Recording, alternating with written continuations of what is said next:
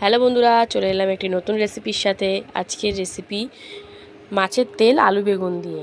এটা কিন্তু দারুণ লাগে, দুর্দান্ত লাগে খেতে, যদি মাছের তেলটা তিতো না হয়। তো সেই বুঝে শুনে কিন্তু মাছের তেলটা কিনতে হবে বাজার থেকে। তো রেসিপিটা দেখতে থাকো, আর যদি ভালো লাগে অবশ্যই কিন্তু লাইক কমেন্ট শেয়ার করবে। এরকম নতুন নতুন রেসিপি পেতে অবশ্যই আমার পাশে থেকো। তো চলো শুরু করে দিই আজকের মাছের তেল আলু বেগুন দিয়ে। তো প্রথমেই কড়াইতে সাদা তেল একটু সামান্য দিয়েছি, খুব বেশি দিইনি। মাছের তেল থেকে অটোমেটিক কিন্তু তেল বেরাবে। তো এবার তেলটা দিয়ে দিলাম ভালো করে পরিষ্কার করে। এই মাছের তেলটা যদি ঠিকঠাক মতন রান্না করা হয়, এই দিয়ে কিন্তু নিমেষে এক থালা ভাত খাওয়া হয়ে যাবে। তো মাছের তেলটা দিয়ে দেখো অটোমেটিক ভাজা হচ্ছে, তেল বেরাচ্ছে। আমার তো দুর্দান্ত লাগে এই রেসিপিটা, খুব ভালো লাগে।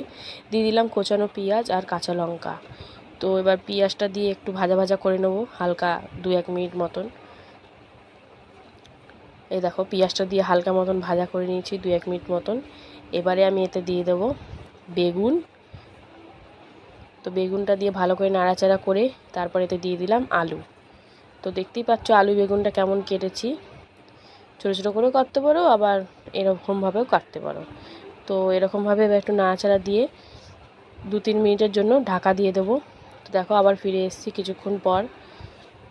আর গ্যাসের ফ্লেমটা কিন্তু স্লো করে রেখেছি, বেশি হাইয়ে রাখলে কিন্তু পুড়ে যাবে যতই তেল থাক না কেন।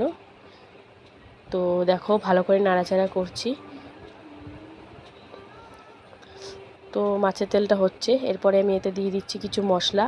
প্রথমে দিলাম হলুদ গুঁড়ো পরিমাণ মতন। এই তেলটা দিয়ে কিন্তু নিমেষে এক থালা ভাত খাওয়া হয়ে যাবে যদি তোমরা তেলটা এরকমভাবে করতে পারো। দিয়ে দিচ্ছি জিরের গুঁড়ো, আর বেশি কিছু মশলা কিন্তু এতে পড়ে না, সামান্য একটু মশলা গুঁড়ো মশলা পড়ে, বাটা মশলা এতে ব্যবহারই করব না আমি। দিয়ে দিলাম কাশ্মীরি লঙ্কার গুঁড়ো, জাস্ট কালারটা চেঞ্জ করার জন্য। তারপরে দিয়ে দিচ্ছি ধনের গুঁড়ো। তো সব মশলা দিয়ে এবার কিন্তু ভালো করে নেড়ে চেড়ে নেব। আর দিয়ে দেবো স্বাদ অনুযায়ী লবণ। দিয়ে এবার ভালো করে মিশিয়ে, আর গ্যাসের ফ্লেমটা স্লো করে কিন্তু রান্নাটা করতে হবে, তাহলে জিনিসটাও ভালো সিদ্ধ হয়ে যাবে আর পুড়েও যাবে না। আমার এটা দুর্দান্ত লাগে খেতে গরম ভাতের সাথে। তোমরা যারা যারা কোনো দিন খাওনি বা অযথাই ফেলে দাও, তো তারা অবশ্যই এরকমভাবে করে খেয়ে দেখতে পারো। এখন বেশিরভাগ পাওয়াই যায় না, কারণ মানুষ এটা খেতে শিখে গেছে। বাজারে গেলে খুব রেয়ার পাওয়া যায়। তো এটা ভালো করে মিশিয়ে নিচ্ছি। তো এরকমভাবেই হালকা নাড়াচাড়া করতে করতে কিন্তু নাড়াটা করে নিতে হবে। মানে খুব একটা বসিয়ে দিয়ে যে অনেকটা কাজ করতে পারবে সেরকম না, একটু মাঝে সাঝে নাড়তে হবে, নাহলে তলা থেকে লেগে যেতে পারে। তো এই দেখো আমার কিন্তু একদম শেষের দিকে আলু বেগুন একদম সুন্দরভাবে সিদ্ধ হয়ে গেছে। তো এবার নামিয়ে নেব। এই দেখো আলুটা কি সুন্দর সিদ্ধ হয়ে গেছে। তারপর এটা গরম গরম ভাতের সাথে পরিবেশন করো, খুব ভালো লাগবে। আমার ভিডিও যদি তোমাদের ভালো লাগে অবশ্যই কিন্তু লাইক কমেন্ট শেয়ার করতে ভুলো না। এই দেখো হয়ে গেছে, এবারে নামিয়ে ফেলবো।